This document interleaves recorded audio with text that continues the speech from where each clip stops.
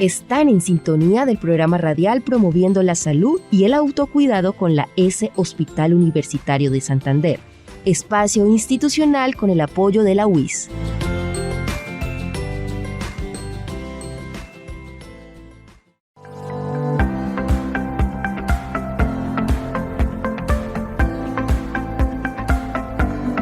Buenos días, queridos oyentes, bienvenidos al programa radial promoviendo la salud y el autocuidado con la S Hospital Universitario de Santander. En la presentación y conducción del programa, las enfermeras Zulie Corzo, Zaira Ojeda y quien les habla, Jennifer Barbosa, periodista de la SUS. Para el día de hoy tenemos como tema central el embarazo de alto riesgo.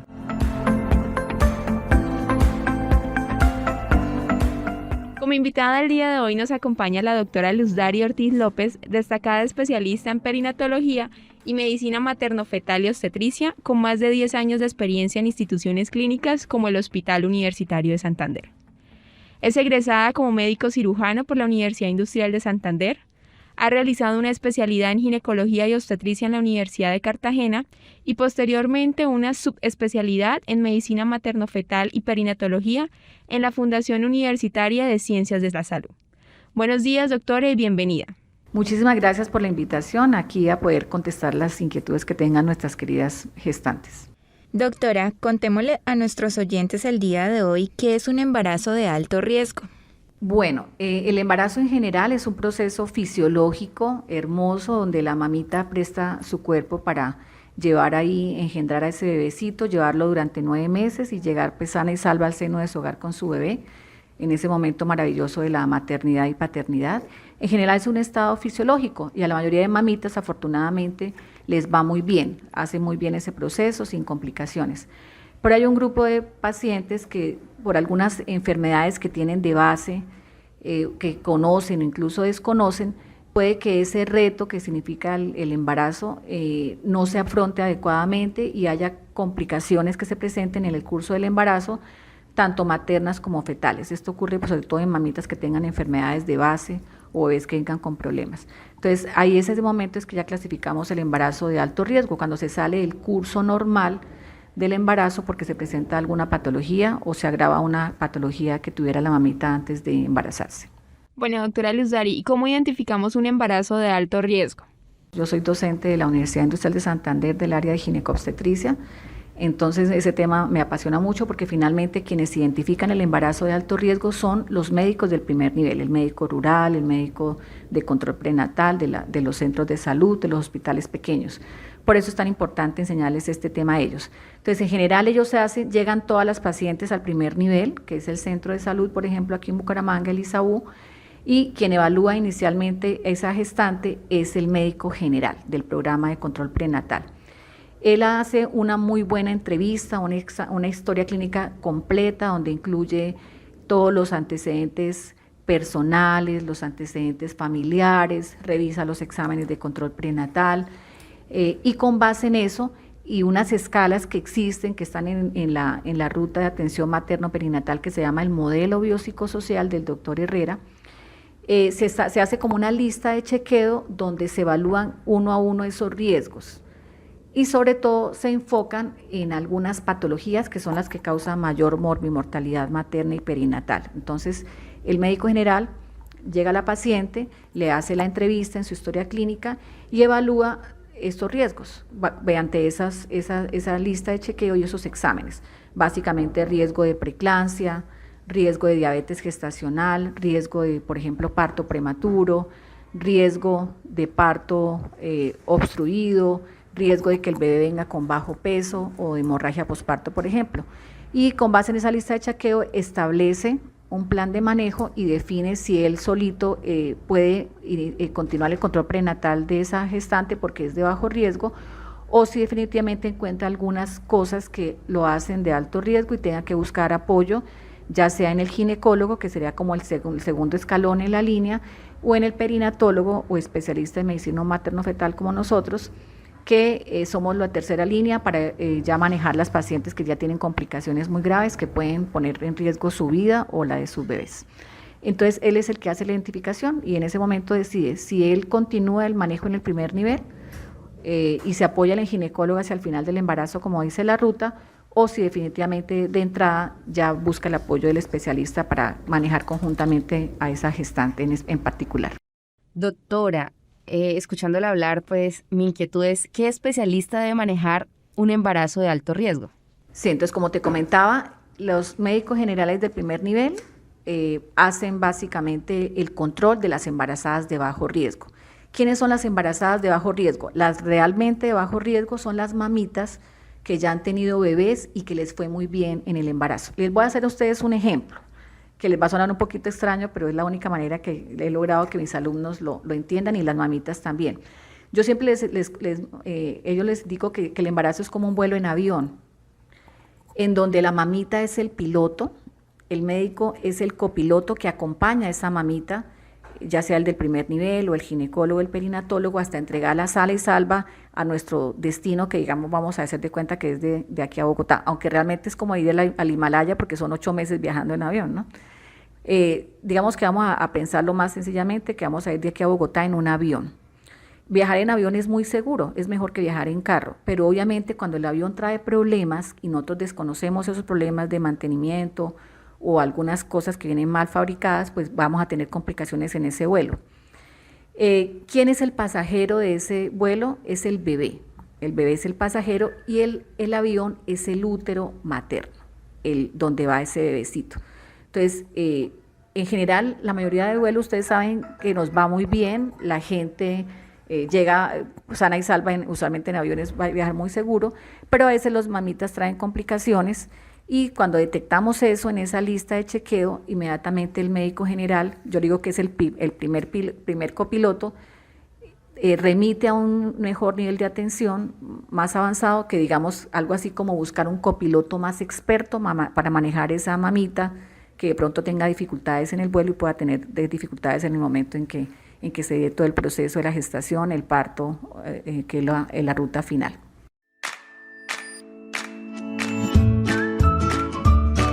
Participe activamente de los programas de promoción y mantenimiento de la salud. Un cambio de hábitos le proporcionará mejor calidad de vida, promoviendo la salud y el autocuidado con la ESI Hospital Universitario de Santander. Estamos en el programa Promoviendo la Salud y el Autocuidado, hoy hablando de embarazo de alto riesgo. Doctora, ¿cuáles son las principales patologías maternas que se asocian a un embarazo de alto riesgo? Volviendo al tema del modelo biopsicosocial que les contaba, en ese modelo biopsicosocial, el doctor Herrera, que es un médico que afortunadamente es una persona que tuve la oportunidad de conocer y estamos trabajando en un proyecto de investigación en este momento, ¿qué hizo? Él tomó las principales causas de muerte materna y perinatal, de morbimortalidad, o sea, tanto de muerte como de complicaciones en las mamitas y en los recién nacidos, y estableció esos factores de riesgo. Entonces, ¿cuáles son? Las principales causas de muerte materna son hemorragia posparto, preeclampsia, todo lo que son trastornos hipertensivos, y sepsis, que son las infecciones. Y las principales causas de muerte perinatal es que los bebecitos nazcan prematuros, que no es lo que uno quiere, o que vengan con muy bajito peso, o sea, muy bajitos de peso, porque pues son chicos que son muy frágiles. Entonces él tomó esas condiciones y las llevó al modelo. Entonces las enfermedades que más se asocian a alto riesgo es la presencia, por ejemplo, de preeclampsia, de diabetes gestacional, de otras enfermedades inmunológicas, hipertensión crónica, problemas de la tiroides, obesidad, antecedentes obstétricos adversos, enfermedades autoinmunes. Entonces, esas mamitas son las que vienen a ser los factores de riesgo desde el punto de vista materno, pero también hay factores de alto riesgo desde el punto de vista fetal. Entonces, hay bebecitos que vienen con alguna complicación adentro, ya sea porque traen algunas malformaciones fetales, y obviamente eso ya implica que va a ir al manejo especializado con el perinatólogo para que establezca qué hay que hacer en esos casos, o la que es más frecuente es la presencia de alteraciones del crecimiento fetal. Entonces, cuando el bebecito no alcanza su potencial de crecimiento, sino que en ese avión está como con problemitas de alimentación porque hay alguna alteración en la circulación, empiezan a presentar problemas de crecimiento, que están muy bajitos de peso, que hacen restricción del crecimiento, o lo contrario, bebecitos que por producto de una mamá diabética se engordan demasiado en la pancita de la mamá, y esos bebés también tienen problemas porque se engordan mucho y tienen también algunos problemitas metabólicos que les pueden causar complicaciones. Entonces digamos que ese alto riesgo se define del lado materno con esas enfermedades, sobre todo las preexistentes. Otras también se tienen en cuenta los antecedentes obstétricos de las pacientes, como por ejemplo, si la mamita ya tuvo un embarazo y estuvo complicada de alguna enfermedad, es muy probable que esa enfermedad se repita en el siguiente embarazo. De hecho, yo les enseño a mis alumnos que el primer embarazo es el espejo de lo siguiente. Si a mí me fue bien, lo más probable es que me vaya igual de bien. Si mi bebecito llegó bien gordito a Bogotá, de buen peso, no tuve preeclampsia, no tuve ninguna complicación, lo más probable es que a mí me vaya bien, y esas son las de bajo riesgo. Pero el problema son las mamitas que ya tuvieron un primer vuelo, un primer antecedente obstétrico, y les llegaron mal, llegaron con preeclampsia, el bebecito estaba muy gordito, muy flaquito, tuvo complicaciones, eso se puede repetir, entonces serían las de alto riesgo desde ese punto de vista. Y el grupo que tienen riesgo moderado es sobre todo las pacientes primigestantes, es decir, las mamitas que es la primera vez que se enfrentan al evento del embarazo, entonces no sabemos cómo se van a comportar. Entonces, en principio, los médicos las siguen en el control prenatal, excepto que le encuentren alguna enfermedad de base, pero si se ven que se salen del curso normal del embarazo porque ganan mucho peso, porque se están hinchando, porque el bebecito no le está creciendo adecuadamente el bebé, la barriguita no crece, o hay tensiones arteriales elevadas o infecciones durante el embarazo que han sido de difícil manejo, pues ya empiezan a volverse de alto riesgo, y ya en ese momento él debe buscar a su copiloto más experto, que es el especialista, para que lo apoye. Si es una patología no muy grave, en general el ginecólogo es quien apoya el proceso, pero si son complicaciones más graves, tanto maternas como fetales, ya el manejo es del especialista de medicina materno-fetal, que también nos dicen perinatólogos. Doctora, cuéntenos cuáles son los mitos y realidades frente al embarazo de alto riesgo. Bueno, en general has mencionado algo que es muy importante. ¿Quiénes son las mamitas? Hablemos de primero todas las de bajo riesgo para que quede claro. Idealmente, el momento ideal para embarazarse es de los 20 a los 35 años. Si yo me embarazo antes de los 20, que todavía se considera adolescente, pues digamos a veces el cuerpo no está tan preparado, la parte nutricional, ustedes saben que un adolescente no tiene buenos hábitos alimenticios, digamos que no está preparado el cuerpo como le enfrentaría el embarazo, que tiene tantos cambios fisiológicos, a las 20, 25 años, donde hay mayor madurez tanto psicológica como desde el punto de vista fisiológico del cuerpo de la mamá. Y lo mismo pasa con las mamitas, o sea, las adolescentes serían ya una población que tiene un cierto grado de riesgo, sobre todo si son menores de 17, 16 años, que pues prácticamente son niñas gestando un niño, entonces digamos son las de muy alto riesgo. La otra parte es la parte contraria, que son las mamitas mayores de 35.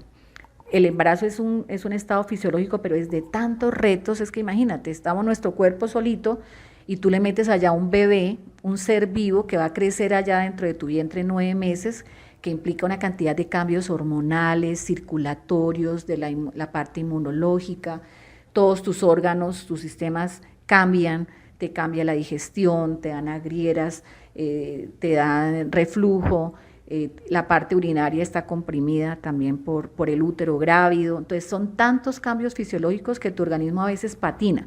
La mayoría de mamitas les va muy bien porque es fisiológico, pero ya después de los 35 es muy duro esa cantidad de cambios que se dan en el embarazo, y generalmente pues se asocian a que tenga mayor riesgo de complicaciones el tener más de 35 o menores de 20 años en general.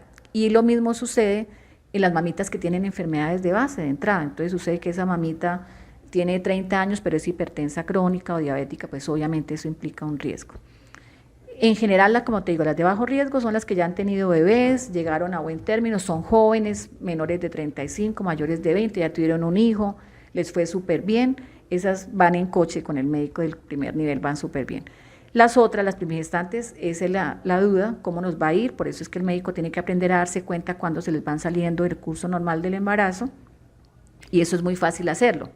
Como les enseño a mis alumnos en ese vuelo, básicamente lo que me permite mirar cómo va esa mamita aparentemente de bajo riesgo es algo que se llama las curvas de seguimiento.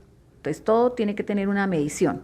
Cuando tú vas en un avión, el piloto, créeme que ya ha hecho su lista de chequeo y ha establecido el mapa para llegar a Bogotá, por dónde es la ruta, cómo es la velocidad y todo. Lo mismo debemos hacer en el control prenatal.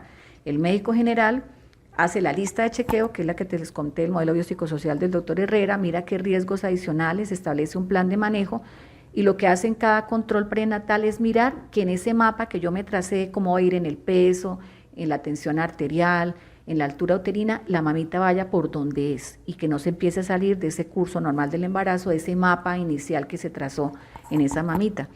Entonces ahí es cuando él se da cuenta, si se sale de ese curso normal, que algo está pasando, que algo está fallando y que en ese momento tiene que buscar ayuda con un copiloto más experto, que sería el ginecólogo o el perinatólogo.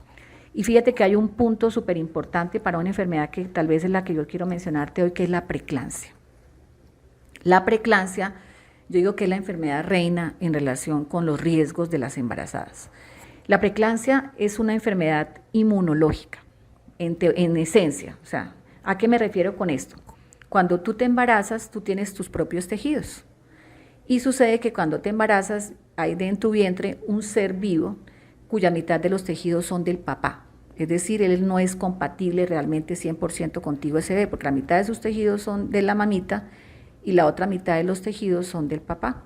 Entonces, para que yo tolere ese trasplante de un ser dentro de mi cuerpo, porque es un trasplante realmente, mi sistema inmunológico tiene que dormirse durante el embarazo. Por eso es que las mamitas, de manera muy sabia, las abuelas dicen que uno tiene el sistema de las defensas bajitas, dicen, y es real, tiene que estar bajita las defensas, el sistema inmunológico, para que no ataque a ese ser, a esa placenta, que los tejidos son ajenos a los de uno. Cuando ese sistema inmune no hace ese proceso de disminución de la respuesta inmunológica, se presenta la preeclampsia, que es la complicación más importante de alto riesgo que tú me preguntas. ¿Por qué? Porque muchas veces esa respuesta inmunológica, haz de cuenta que a mí me pongan un trasplante de riñón, me cambian mi riñoncito que tengo falla renal y no me pongan inmunosupresores, pues inmediatamente el sistema de defensa ataca ese riñón que es ajeno. Lo mismo pasa con el bebé. Si no hay una adecuada concatenación, digámoslo así, el sistema inmune no acepta esos tejidos paternos, ni siquiera deja implantar bien la placenta. O si lo hace, va a estar luchando permanentemente. Entonces ustedes van a ver la típica mamita que se está hinchando mucho durante el embarazo, está hinchada, y termina con las tensiones elevadas, que es la preeclampsia, con síntomas de preeclampsia, y toca desembarazarla. La mayoría de las veces, afortunadamente, eso ocurre hacia el final del embarazo, es la famosa preeclampsia tardía, que da a los 8 o 9 meses. En general no afecta a los pesos de los bebés, pero es peligrosa porque puede matar a la mamita. Entonces, por eso es importante identificarla.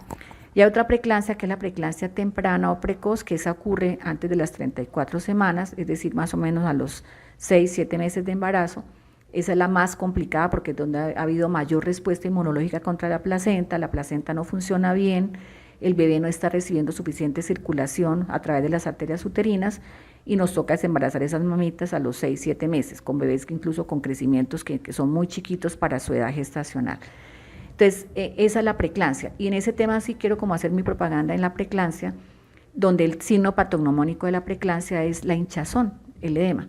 Muchas mamitas se están hinchando y sabiamente la gente del pueblo y la gente de las ciudades dicen, ay, se está hinchando, le da preeclampsia. A veces los médicos no le paramos bolas, y sí, no es normal llegar uno todo hinchado a Bogotá, en un avión todo mojado, los pies, digamos yo, inundado. Lo mismo ocurre en la preeclampsia. No es normal que yo me empiece a hinchar y a subir excesivamente de peso, que me hinche de esa manera, porque eso no es lo fisiológico. Lo fisiológico es lo que te comenté, que uno se embarace, va subiendo el pesito del bebé, la placenta, el líquido, y uno llegue feliz a Bogotá súper elegante, sin hinchazón y sin nada. Entonces, lo de la preeclampsia es un tema que quería como tocarte aparte, porque es una de las principales patologías que manejamos en perinatología, la que tiene riesgo de hacerlo y la que la presenta ya cuando toca que hospitalizarla. Y lo bueno de la preeclampsia y de esos riesgos que también quería mencionarte, es que yo puedo en la primera consulta de control prenatal establecer esos riesgos. Ese es el famoso modelo biopsicosocial. Llega mi mamita a la primera consulta, yo hago esa lista de chequeo y yo ya sé a quién le puede dar preeclampsia. Y lo interesante es que la preeclampsia se puede prevenir. O sea, yo puedo evitar que esa mamita termine aquí desembarazada a las 6, 7 meses de embarazo. Se ha comprobado a nivel mundial que, por ejemplo, el uso de aspirineta, la que usan los abuelitos cardíacos, ¿se acuerdan? Que es un antiagregante plaquetario, dado desde los 3 meses de embarazo, previene la preeclampsia, sobre todo esa preeclampsia precoz, la de los 6, 7 meses, que es tan grave, y también la tardía, y eso se da todas las nochecitas a las mamitas que le identificamos ese factor de riesgo, puede evitar que le dé preeclampsia. Lo mismo pasa con la diabetes gestacional, que también afecta a la mamá y al bebé. Yo puedo prevenir esa diabetes si le enseño buenos hábitos alimentarios a la mamita desde la primera consulta de control prenatal, que haga ejercicio y poder detectarlo oportunamente si le da diabetes. Y así cada uno de los riesgos yo establezco como un plan de prevención y de seguimiento para mirar que no se esté dando eso en la mamita, y si se está saliendo del curso anual del embarazo, ahí sí buscar ayuda con el especialista. Bueno, doctora Luzari, muchísimas gracias por acompañarnos el día de hoy con este tema tan importante del embarazo de alto riesgo. Muchas gracias nuevamente acá por la invitación. Este es un tema que me apasiona. Los invito a todos para que estén conectados con estas entrevistas aquí en el Hospital Universitario y en la UIS. Y bueno, muchas gracias por la invitación nuevamente. En Promoviendo la Salud, cápsulas de autocuidado, porque usted y su familia son nuestra prioridad.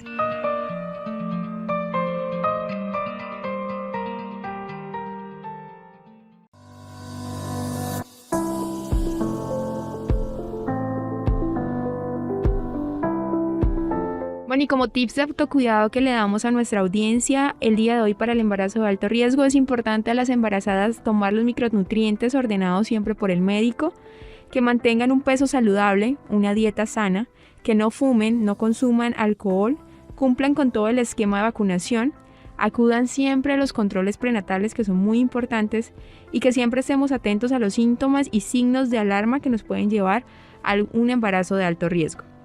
Queridos oyentes, los síntomas del embarazo de alto riesgo son dolor o calambres en la parte inferior del abdomen, disminución de la actividad fetal, dolor o sensación de ardor al orinar, cambios en la visión, que puede ser visión borrosa, inflamación repentina o extensa en la cara, en los brazos y en las manos, fiebre, escalofríos, vómitos o náuseas persistentes, mareos, y en algunos momentos estos síntomas pueden lastimar al bebé y aumentar con el transcurso de los días. Por eso es importante consultar lo más rápido posible a un centro de salud más cercano o consultarlo a su médico ginecólogo tratante.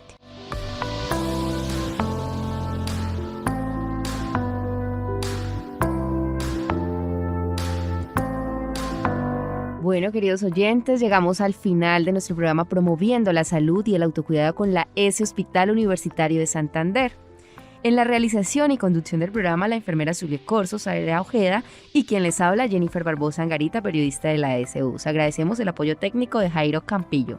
Sigan con nosotros en compañía de los 670 kHz UISAM, la nueva radio. Muchas gracias.